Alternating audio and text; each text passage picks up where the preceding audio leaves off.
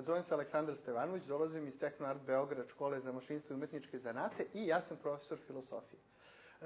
Filosofija je kao predmet jako interesantna i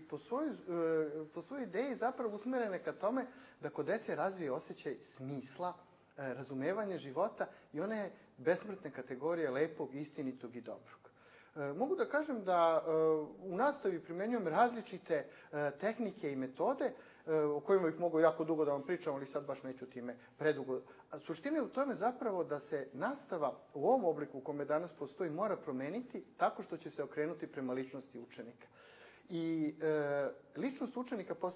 ako se postavi u centar i odgaja kao biljka, a ne baždari kao, na primjer, šraf ili nešto drugo, mi zapravo postižemo one blagotvorne rezultate koje u tradiciju naše prosvete, jer pazite, reč prosveta znači prosvećivanje, a otac naše prosvete je Sveti Sava, koji je kroz Zakonopravilo i kroz svoje druge knjige zapravo u naš svet uneo dubinu, širinu i visinu i duhovnost postavio kao temelj smisla i razvoja ličnosti. I ja negde smatram da je našoj prosveti potrebno da se vrati na ta, što bismo danas rekli, fabrička podešavanja.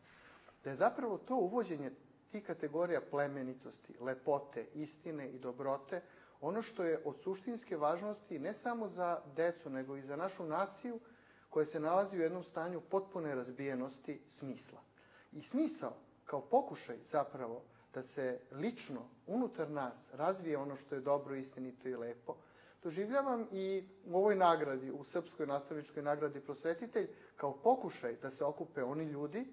koji zapravo u sebi razvijaju smisao, odgajaju ga i koji na toj njivi koja je zakorovljena, a zapravo je najznačajnija njiva koju jedan narod ima,